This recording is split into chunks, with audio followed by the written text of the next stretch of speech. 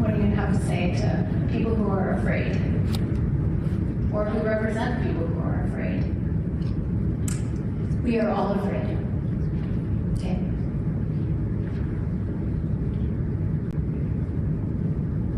It's quite a statement. But we are, we're in a time and a place where I don't know. I certainly have not. I have not been here before. And I'll tell you, I'm oftentimes very anxious myself about using my voice, because retaliation is real, and that's not right. 14 past the hour. That was Republican Senator Lisa Murkowski of Alaska in a new video warning of real retaliation from the Trump administration. Murkowski is often broken with her party, admitted she still gets nervous to speak out, suggesting other Republicans feel the same. Her remarks come as Democratic Senator Chris Murphy continues to raise alarm about Trump's threat to democracy, saying, quote, "The crisis is here now." Joining us now, NBC News Capitol Hill correspondent Melanie Zanona and staff writer for The Atlantic and MSNBC political contributor Mark Leibovich. So, Melanie, Senator Murkowski's fear of retaliation suggests an atmosphere of anxiety within parts of the GOP. What are you hearing? Yeah, well, Murkowski is really saying the quiet part out loud here. Certainly, there are other Republicans that I've talked to who share Murkowski's feelings that they feel like if they speak out against Trump, that they are going to put a target on their back and that President Trump or his allies are going to come after them and their political careers. Now, I would point out that Senator Murkowski is in a sort of unique position here compared to her colleagues. In 2010, she actually lost a Republican primary and went on to win in the general election through a write-in campaign.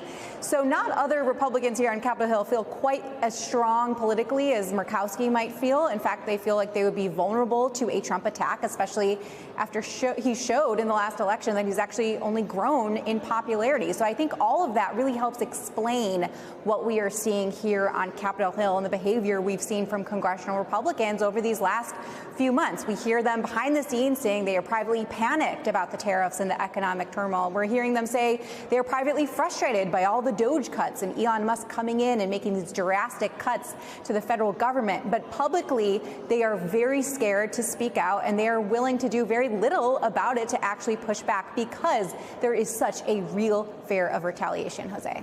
Mark, do you see the senator's comments as a real inflection point for the party, or she's just an outlier of the party? Well, I thought they were significant. They got a lot of play. I mean, I guess I want to clarify one thing. I mean, the retaliation we're talking about is not only political retaliation. I mean, this is not like Donald Trump and Republicans finding primary opponents for these politicians, or Elon Musk throwing tens of millions of dollars against them in their reelections. We're talking about, in some ways, physical, emotional intimidation. I mean, we are talking about death threats. We are talking about doxing. We were talking about swatting, all kinds of things. I mean, this has been going around, and this is something they all talk about, or many of them do, that look, gets to the essence of what politics should not be. It's persuasion not by politics or by debate or by persuasion. It's politics by intimidation, and that's a huge piece of this, too. Look, Mark, I'm so glad you mentioned that, because it's something that I think sometimes just is not spoken enough about. And when we're talking about things more than political speech intimidation, we have seen over the last couple of years examples of, I mean, let's go to Scalise being, injured in a shooting in a baseball game, or what happened to Nancy Pelosi's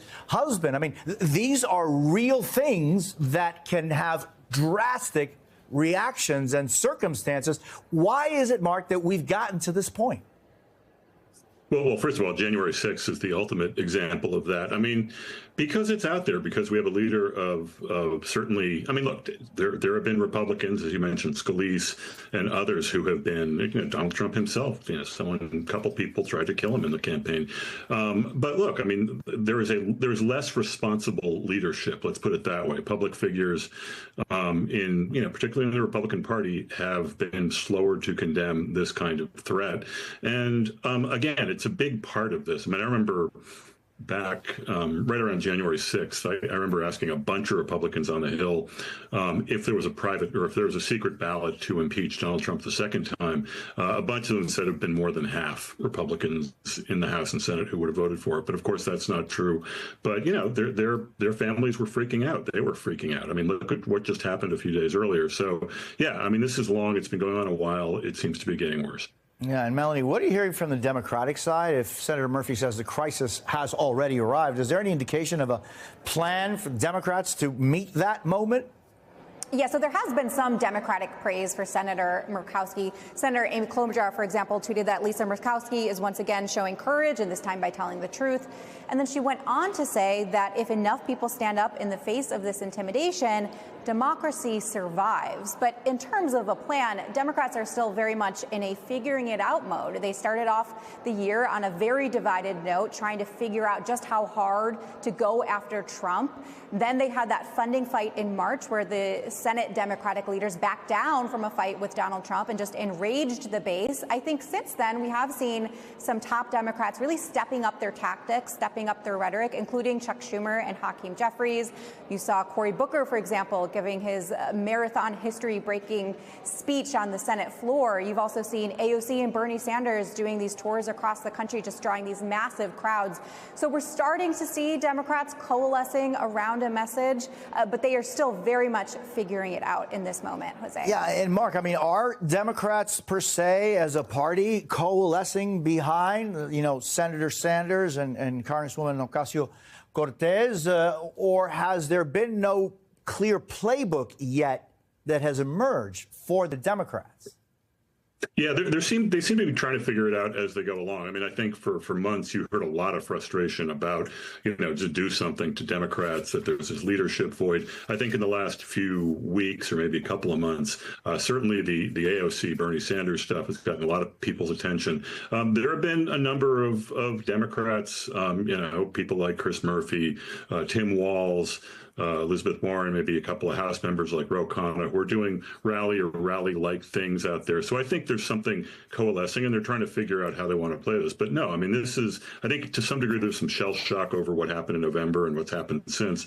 But I think this seems to be a bit of a different place than it was maybe in February. Melanie Zanona and Mark Leibovich, I thank you both so very much.